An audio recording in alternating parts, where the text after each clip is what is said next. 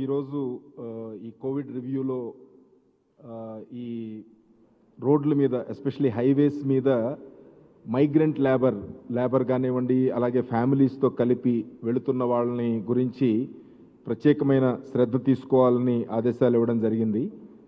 ఇప్పుడు almost last 15 days నుంచి మనం చూస్తే కనుక సుమారు 6,000 మంది పైన ఇలా వెళుతున్న వాళ్ళని డిఫరెంట్ చెక్ పోస్టుల దగ్గర మనం ఆపి వాళ్ళని కౌన్సిలింగ్ చేసి మన రిలీఫ్ సెంటర్స్ తీసుకొచ్చి వీలైనంత వరకు మన శ్రామిక్ ట్రైన్స్కి టైఅప్ చేయడానికి ప్రయత్నం చేశాము. కాకపోతే శ్రామిక్ ట్రైన్స్ బాగా లేట్ అవుతున్నాయి అనే ఉద్దేశంతో చాలామంది మళ్ళీ ఏదో ఒక టైంలో వాళ్ళు స్లిప్ అయ్యి మళ్ళీ స్టార్ట్ చేయడం, వాక్ చేయడం అనేది చూస్తున్నాము.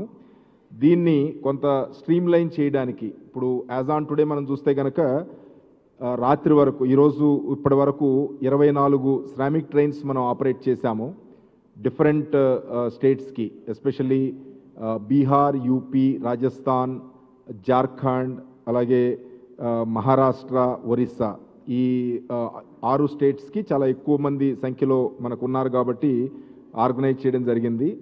సో అలాగే ఆల్మోస్ట్ మనకి 22 ట్రైన్లు నెక్స్ట్ 3 డేస్లో 3 to 4 డేస్లో 22 ట్రైన్లకి మనం ప్లాన్ చేస్తున్నాము. ఇప్పుడు ఆల్రెడీ పంపించింది సుమారు 27,000 మందిని, 27,458 మందిని డిఫరెంట్ శ్రామిక్ ట్రైన్స్లో మనం పంపించాము. ఇప్పుడు సుమారు 30,392 మందిని నెక్స్ట్ 3 to 4 డేస్లో పంపించడానికి ఏర్పాటు చేస్తున్నాము. నెక్స్ట్ 3 to 4 డేస్లో వెళ్ళే ట్రైన్స్ ఆల్మోస్ట్ అన్ని స్టేట్స్ ఏదైతే మేజర్ మైగ్రెంట్ లేబర్ ఉన్నారో ఆ అన్ని స్టేట్స్ కూడా కవర్ అవుతున్నాయి. సో అందుకని మన డీజీపీ గారు వాళ్ళ పోలీస్ స్టాఫ్ అందరికీ కూడా ఆదేశాలు ఇవ్వడం జరిగింది. ఎక్కడైతే బై వాక్ వెళుతున్నారో అంటే ఫస్ట్ ప్రయారిటీ ఏంటంటే వాళ్ళకి food and water en route అంటే మన హైవేస్ మీద అందేదట్టు చూడమని ఒకటి ఆదేశాలు ఇవ్వడం జరిగింది. సో కలెక్టర్స్ అందరికి కూడా ఆల్మోస్ట్ మధ్యాహ్నం మనం ఇన్స్ట్రక్షన్స్ ఇచ్చాము.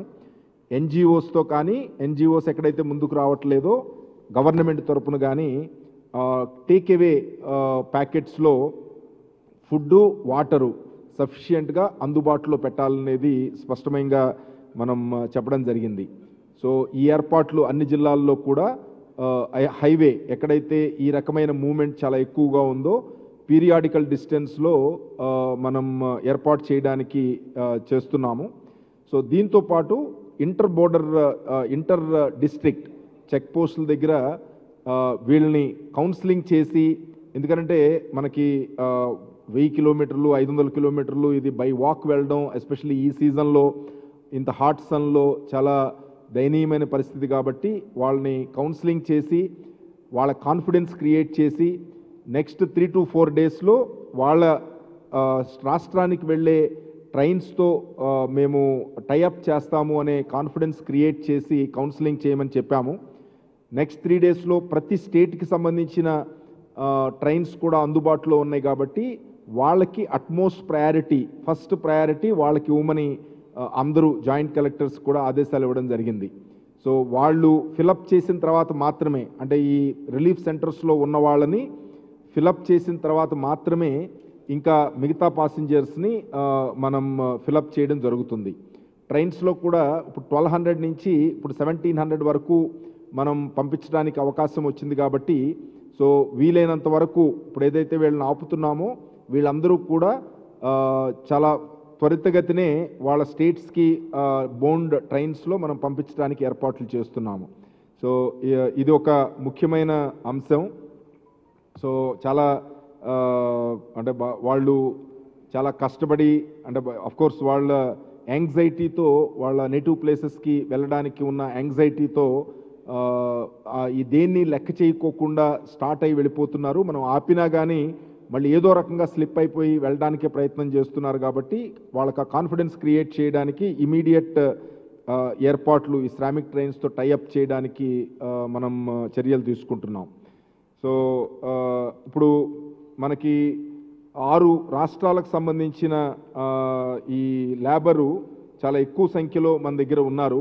అంటే మనకి తహసీల్దార్స్ దగ్గర కానీ కలెక్టర్ ఆఫీసుల్లో కానీ వాళ్ళు రిప్రజెంటేషన్స్ ఇచ్చి ఉన్నారు. సో బీహార్ నుంచి సుమారు 30,000 వరకు ఉన్నారు.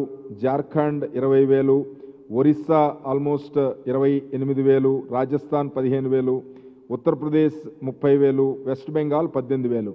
సో ఇవి మేజర్ డెస్టినేషన్ స్టేట్స్. చాలా ఎక్కువ మంది మనకి వెళ్ళడానికి అప్లికేషన్స్ ఇచ్చి వాళ్ళు కంటిన్యూస్గా పర్స్యూ చేస్తున్నారు.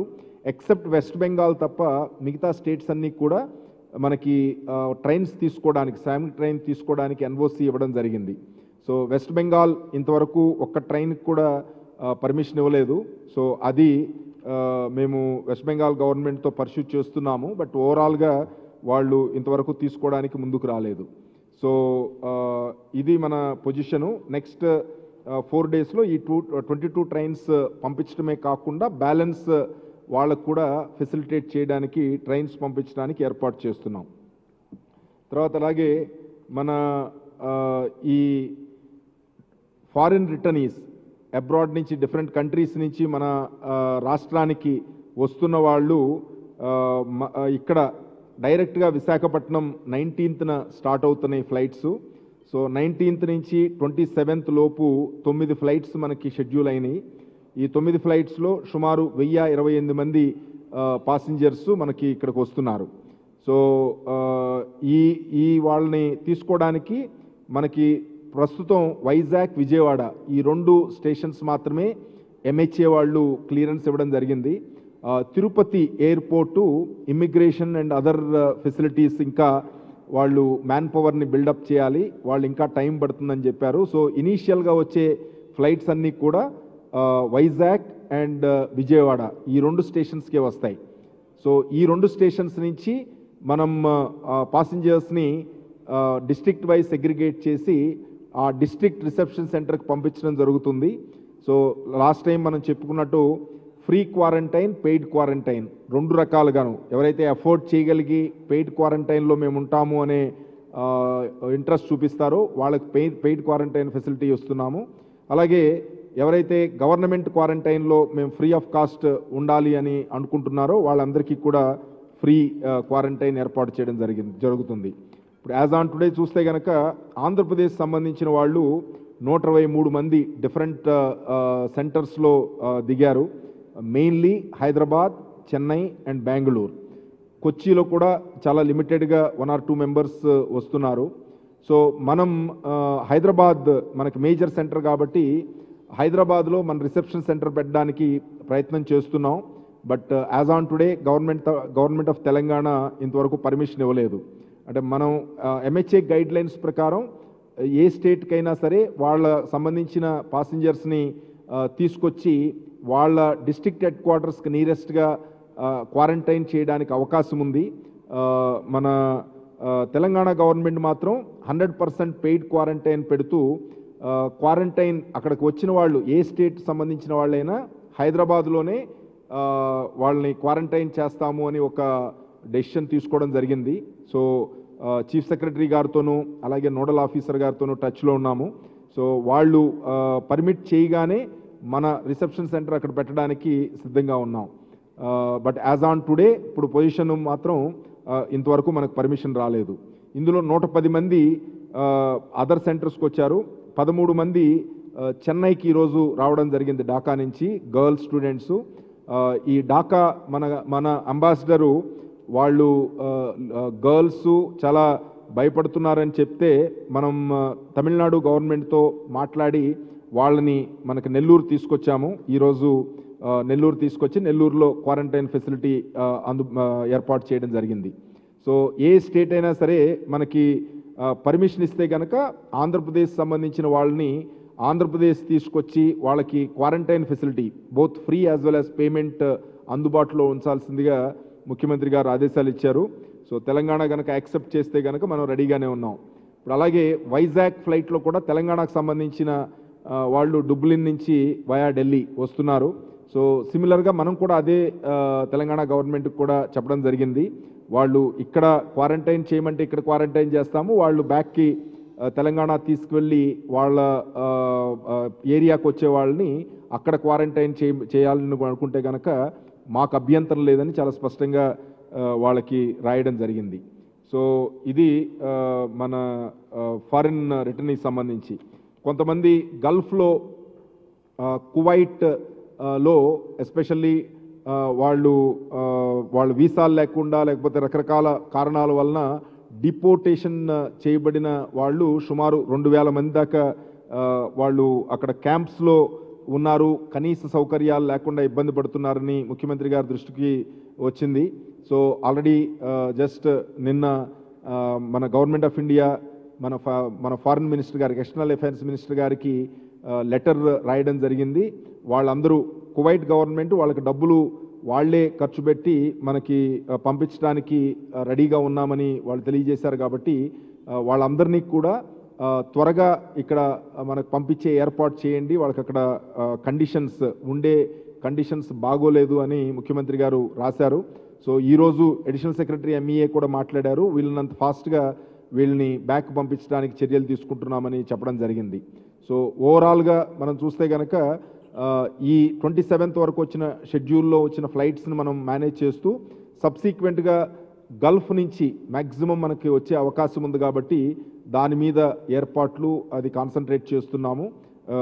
వాళ్ళకి సంబంధించిన అన్ని ఏర్పాట్లు మనం రెడీగా ఉన్నాం. సార్, వలస కార్మికుల విషయంగా ప్రభుత్వం చాలా లేటుగా స్పందించింది, ఓకే. కానీ వీళ్ళందరినీ ఎక్కడెక్కడ పికప్ చేస్తారా లేక బార్డర్లో పికప్ చేస్తారా, అంటే ట్రైన్లో లెక్కించుకోండి? అంటే వీళ్ళని అంటే బేసిక్ ఏంటంటే inter district border check post దగ్గర ఈజీగా ఉంటుంది. సో అందుకనే వాళ్ళని ఎక్కడికక్కడ కన్విన్స్ చేసి చేయడానికి కూడా మనం బస్సులు కూడా అందుబాటులో పెడుతున్నాము. అంటే పోలీసులకి, అంటే మీ అందరికీ తెలిసిందే, మనం వాళ్ళని పికప్ చేసి తీసుకెళ్తున్నాము అంటే కనుక వాళ్ళు డిఫరెంట్ రూట్స్లో విలేజెస్ నుంచి డైవర్ట్ అయిపోయి వెళ్ళిపోతున్నారు. సో అందుకని వాళ్ళందరినీ కూడా ఫస్ట్ కొన్ని డిఫరెంట్ లాంగ్వేజెస్లో, హిందీ అలాగే ఒరియా లాంగ్వేజెస్లో కూడా బ్యానర్స్ కూడా పెట్టమని ముఖ్యమంత్రి గారు సజెస్ట్ చేశారు.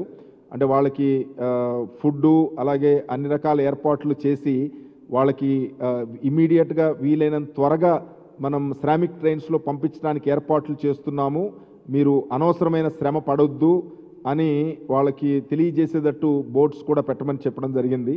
సో అది కూడా ఇప్పుడు పెట్టే ఏర్పాటు చేస్తాం.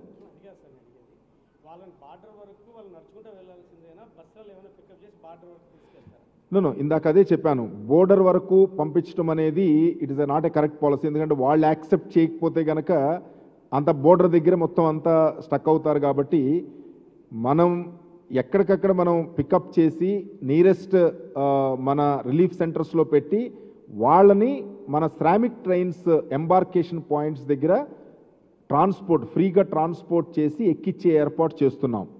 ఇప్పుడు బోర్డర్ దాకా వెళ్ళినా, సపోజ్ బీహార్ వెళ్ళాల్సిన వాళ్ళు ఉన్నారు, ఇప్పుడు మనం ఒరిస్సా బోర్డర్ దాకా వదిలేస్తాము, మరి ఒరిస్సా అంతా మళ్ళీ వాళ్ళు నడవాల్సిందే కదా.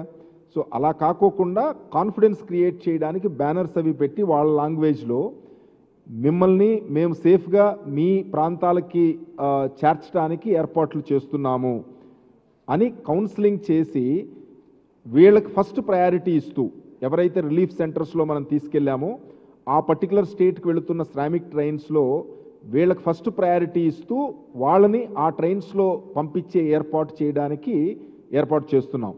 ఎందుకంటే వాళ్ళని జస్ట్ ఓన్లీ బోర్డర్ దాకా తీసుకెళ్ళి ఒక సజెషన్ వచ్చింది, అట్లీస్ట్ మన స్టేట్లో బోర్డర్ దాకా తీసుకెళ్ళి వదిలేయమని.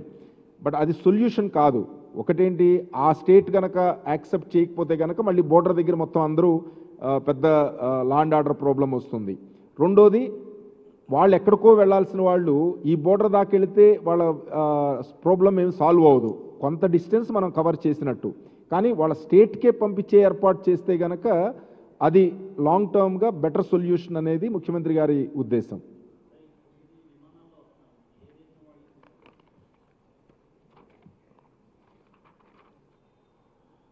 సో అంటే UAE, Philippines, Saudi Arabia, Qatar, UK, Kuwait, Malaysia, Saudi Arabia నుంచి 2 ఫ్లైట్స్ ఉన్నాయి ఈ 9లో.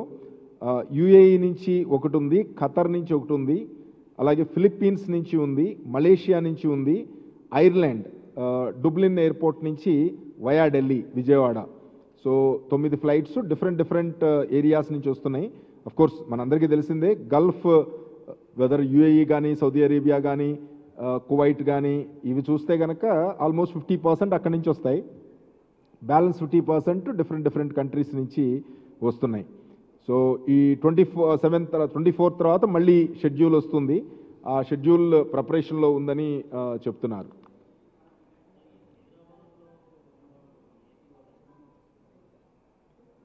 అంటే జనరల్గా ఇక్కడ రావాలనుకున్నాళ్ళ విమానాల్లో 110 మంది ఇప్పటి వరకు వచ్చిన వాళ్ళు. అంటే ఇప్పుడు వరకు ఏదైతే ఫ్లైట్స్ ల్యాండ్ అయినాయో ఆ ల్యాండ్ అయిన ఫ్లైట్స్లో మనకి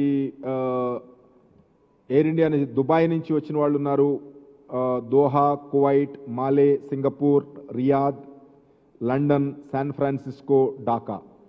సో ఢాకాది మాత్రం చెన్నై వచ్చింది, అలాగే లండన్ నుంచి బెంగళూరు వచ్చింది, హైదరాబాద్ వచ్చినాయి మెయిన్లీ కువైట్ నుంచి అండ్ మన ఢిల్లీ నుంచి ఇది శాన్ ఫ్రాన్సిస్కో ఫ్లైట్. సో అదే డిఫరెంట్ డెస్టినేషన్స్కి వస్తున్నాయి. వీటన్నిటిలో మన ఆంధ్రప్రదేశ్ సంబంధించిన వాళ్ళు 110 మంది ఉన్నారు. తర్వాత 13 మంది చెన్నైలో ఈ గర్ల్స్ని మాత్రం ఈరోజు మనం తమిళనాడు గవర్నమెంట్తో కోఆర్డినేట్ చేసి వాళ్ళని మనం రిసీవ్ చేసుకుని క్వారంటైన్కి నెల్లూరు తీసుకొచ్చాం.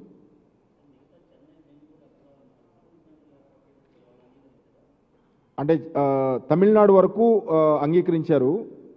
మన కర్ణాటక మీన్స్ మోర్ దాన్ 10 అయితే గనక మనం చెప్పాం, మోర్ దాన్ 10 అయితే గనక మేము రిసీవ్ చేసుకుని తీసుకొస్తాము అని. యాజ్ ఆన్ టుడే వాళ్ళ పాలసీ మాత్రం ఓన్లీ బెంగళూరులోనే క్వారంటైన్ చేస్తామంటున్నారు. సో ఇంతవరకు మోర్ దాన్ 10 ఫ్లైట్ రాలేదు. సో అది కూడా మేము పర్స్యూ చేస్తున్నాం. ఏదని అంటే కాల్ సెంటర్ బుక్ చేసుకున్న వాళ్ళకి ఎగ్జిట్ పాస్లు ఆల్మోస్ట్ అందరికీ కూడా మన కలెక్టర్స్ వెరిఫై చేసిన అందరికీ కూడా ఎగ్జిట్ పాస్లు ఇచ్చేస్తున్నాము. ఎగ్జిట్ పాస్లో ఏం ప్రాబ్లం లేదు. కాకపోతే ఆ పర్టికులర్ స్టేట్స్ కొంత కొన్ని స్టేట్స్ 100% మనకు కన్సెంట్ ఇచ్చినాయి. అంటే మనం డైరెక్ట్గా మనం ఇచ్చేయచ్చని. బట్ కొన్ని స్టేట్స్ మాత్రం వాళ్ళ వెబ్సైట్స్లో అప్లై చేసి వాళ్ళ పర్మిషన్ ఉంటేనే స్టార్ట్ అవ్వమని చెప్తున్నారు. సో ఆల్మోస్ట్ మనం చూస్తే కనుక ఈ బయటికి వెళ్ళే వాళ్ళు 3,15,000 మంది అప్లై చేశారు. ఈ 3,15,000 మందిలో వెరిఫై చేసి మన ఈ జాయింట్ కలెక్టర్స్ పంపించిన అన్నిటికి కూడా ఎయిదర్ పాస్లు అంటే 4 స్టేట్లు డైరెక్ట్గా మన్నే పాస్లు ఇవ్వడానికి అగ్రీ అవుతూ కన్సెంట్ ఇచ్చినాయి. Orissa, Maharashtra, of course Telangana and north eastern states అన్నీ కూడా. సో వాళ్ళకి మనం ఆల్రెడీ పాసులు జనరేట్ చేసి వాళ్ళకి పంపించేయడం జరిగింది. కొన్ని స్టేట్స్ ఎస్పెషల్లీ మన చుట్టుపక్కల చూస్తే కనుక తమిళనాడు, కర్ణాటక ఈ రెండు మాత్రం వాళ్ళ స్టేట్ వెబ్సైట్లో వాళ్ళు రిజిస్టర్ చేసుకుంటే మాత్రమే, వాళ్ళు ఇస్తే మాత్రమే రావాలని ఇచ్చారు. సో అందుకని వీళ్ళందరికీ మనం అప్లై చేసిన వాళ్ళందరికీ కూడా మనం పంపించాము. వాళ్ళ డీటెయిల్స్ అంటే ఏ వెబ్సైట్లో వాళ్ళు ఎంటర్ చేసుకోవాలనేది ఇంటిమేషన్ పేపర్ లాగా చేసి మన స్టేట్ నుంచి బయటకు వెళ్ళడానికి మనకేం అభ్యంతరం లేదని అన్నిటికీ పంపించేశాము. సో లోపలికి రావాల్సిన వాళ్ళు, మన స్టేట్కి రావాల్సిన వాళ్ళని ఇప్పుడు మన సిఎస్ గారికి నిన్న డీజీపీ గారు అలాగే స్పెషల్ సిఎస్ హెల్త్ మన జవహర్ రెడ్డి గారు అందరం కూర్చుని ఒక సిస్టమ్ ఒకటి డెవలప్ చేశాము. ఆర్టీసీ బస్సులు అంటే బేసిక్గా ఏంటంటే ఎవరైతే మనకి అప్లై చేశారో వాళ్ళకి అప్రూవ్ అయినాయి అంటే డిస్ట్రిక్ట్ లెవెల్లో అప్రూవ్ అయినాయి అన్నీ కూడా వాళ్ళకి మెసేజ్ పెట్టి ఓన్లీ వాళ్ళకు మాత్రమే మనం ఏదైతే ఎంట్రీ పాస్లు ఇస్తున్నామో వాళ్ళు మాత్రమే ఆర్టీసీ బస్సుల్లో బుక్ చేసుకునే విధంగా ఒక సిస్టమ్ డెవలప్ చేశాము. మోస్ట్లీ సిఎస్ గారు అప్రూవ్ చేయగానే మనం స్టార్ట్ చేయడానికి సిద్ధంగా ఉన్నాం. సో ఇదేంటంటే ప్రతిరోజు ఒక్కొక్క డిస్ట్రిక్ట్కి 200కి లిమిట్ చేస్తున్నాము మనకి హ్యాండ్లింగ్ కెపాసిటీ. ఎందుకంటే వాళ్ళకి టెస్ట్ చేయాలి, అలాగే క్వారంటైన్ ఫెసిలిటీ కూడా మనం ఉంచాలి. సో అందుకని ఆ టెస్టింగ్ ఏర్పాట్లు మనం చేయడానికి అరౌండ్ 200 పర్ డిస్ట్రిక్ట్ అంటే 13 జిల్లాల్లో కలిపి 2,600 మందికి ఒక్కొక్క రోజు మనం తీసుకోవడానికి అవకాశం ఉంది. సో వీటిని బస్సెస్ ఆన్లైన్లో బుక్ చేసుకుని హైదరాబాద్లో ఒక 4 ప్లేసులు మనం బస్సులు పెడతానికి ఏర్పాటు చేస్తున్నాం. వాళ్ళు ఎంతమంది ఏ ఏరియాలో ఎక్కుతామంటారో దాన్ని బట్టి మనం ఐఆర్సిటీసీ లాగానే ఇప్పుడు మనం రైల్వేస్ వాళ్ళు ఐఆర్సిటీసీ దాంట్లో ఆన్లైన్లో బుక్ చేసి ఎలా ట్రైన్లో వస్తున్నారో అదే రకమైన అప్లికేషన్ మనం ఏపీఎస్ఆర్టీసీ ఆన్లైన్ పోర్టల్లో మనం ఎగ్జిట్ పాస్లు ఇచ్చిన ఎంట్రీ పాస్లు ఇచ్చిన వాళ్ళు మాత్రమే వాళ్ళు అప్లై చేసుకునేటట్టు ఆర్గనైజ్ చేసి ఏర్పాటు చేస్తున్నాం. డెఫినెట్గా ప్రతిరోజు 2600 అనేటప్పటికీ ఒక 1 వీక్ 10 డేస్లో మేజర్ ఇదవుతుంది. అంటే మనం క్వారంటైన్ చేస్తున్నాం కాబట్టి అందరూ కూడా ఉత్సాహంగా రాలేకపోవచ్చు. బట్ ఇప్పుడున్న సిచ్యువేషన్ మళ్ళీ తర్వాత ఎంహెచ్ఏ ఫర్దర్ గైడ్లైన్స్ ఇచ్చిన తర్వాత మళ్ళీ గైడ్లైన్స్ మారుతాయి. ఇప్పుడు as on today MHA guidelines inter state movement మీద ఓన్లీ గ్రూప్స్కి, మైగ్రెంట్ లేబర్కి, స్టూడెంట్స్కి, పిలిగ్రిమ్స్కి మాత్రమే పర్మిషన్ ఉంది కాబట్టి అది చేస్తున్నాము. ఇలా ఇండివిజువల్స్, ఫ్యామిలీస్ ఎవరైతే స్ట్రాండెడ్ అయిపోయారో వాళ్ళ సౌకర్యం కోసం డిస్ట్రిక్ట్కి 200కి లిమిట్ చేస్తూ ప్రతిరోజు వాళ్ళకి ఫెసిలిటీ ఇవ్వడానికి ఇప్పుడు ఏర్పాటు చేస్తున్నాం. అదే అంటే మనం చెన్నై, బెంగళూరు, హైదరాబాద్ ఈ ఏర్పాటు చేస్తున్నాము. So first 2 days Hyderabad try చేసి ఇది సక్సెస్ఫుల్గా అయితే గనక బెంగళూరు అండ్ చెన్నై. చెన్నై కోయంబేడు కొంచెం బాగా హాట్ ప్లేస్గా మీ అందరూ చూశారు.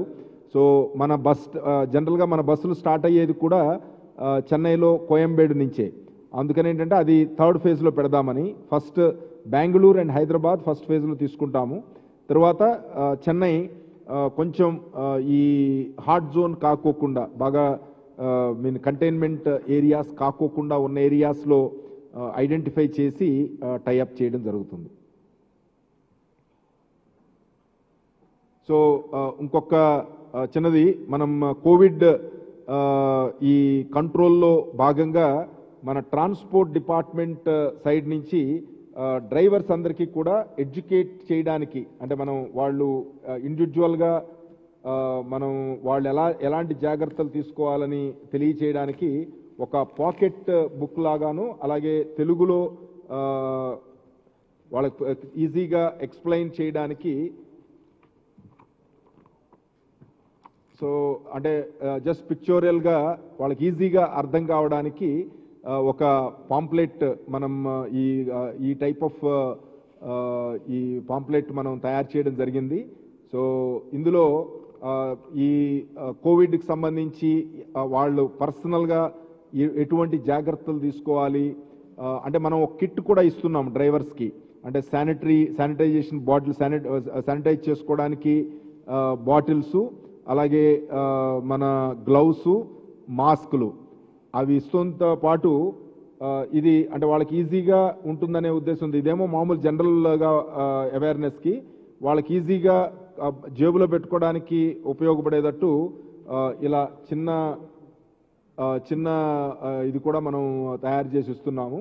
ఒక్కొక్క డ్రైవర్కి ఇలాంటి కిట్ ఏర్పాటు చేసి అందులో వాళ్ళకి కావాల్సిన గ్లౌస్ కానివ్వండి, అలాగే మన ఫేస్ మాస్కులు కానివ్వండి, అలాగే శానిటైజ్ చేసుకోవడానికి రిపీటెడ్గా చేసుకోవడానికి బాటిల్ కానివ్వండి, అలాగే డెటాల్ సోప్స్, అంటే వాళ్ళు ఎప్పటికప్పుడు చేతులు అవి కడుక్కోవడానికి సోప్స్ కానివ్వండి.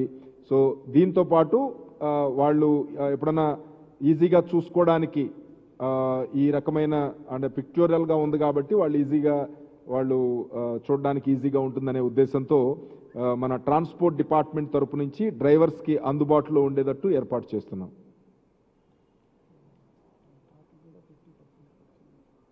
చూస్తే గనక ట్రాఫిక్, అంటే మన కమర్షియల్ వెహికల్స్ ట్రాఫిక్ చూస్తే గనక హైవేస్ మీద 60 to 65% వచ్చింది. నార్మల్గా బోర్డర్ చెక్ పాయింట్స్ దగ్గర మాత్రం అరౌండ్ 52% ఉంది. బట్ ఇంటర్నల్గా చూస్తే, ఎందుకంటే మన స్టేట్లో మూమెంట్ చాలా ఎక్కువ ఉందని తెలియడానికి మన ఇంటర్ స్టేట్ బోర్డర్ చెక్ పాయింట్స్తో కంపారిటివ్గా చూస్తే గనక within the state highways మీద ట్రాఫిక్ ఎక్కువ అయ్యింది. సో ఆటోమేటిక్గా 65% వరకు మనకి national highway authority of India maintain చేసే టోల్ గేట్స్లో ప్రయర్ టు లాక్డౌన్ ఉన్నదానికి ఇప్పుడు దానికి కంపారిటివ్గా చూస్తే కనుక 65% అయ్యింది. ఇంటర్ స్టేట్ బోర్డర్ చెక్ పాయింట్స్లో అరౌండ్ 40 to 55% అవుతోంది. అంటే దట్ ఇండికేట్స్ మన ఇంటర్నల్ ట్రాఫిక్ బాగా మూవ్ అవుతోంది అని. Within the state one destination నుంచి వన్ డెస్టినేషన్కి వెళ్ళే ట్రాఫిక్ యాక్టివ్గా ఉంది అని. సో ఇది త్వరలోనే మళ్ళీ ఫర్దర్గా MHA కూడా గైడ్ లైన్స్ ఇస్తుంది కాబట్టి దీంతో ఇంకా కొంచెం యాక్టివ్గా యాక్టివిటీ స్టార్ట్ అవుతుందని ఎక్స్పెక్ట్ చేస్తున్నాం.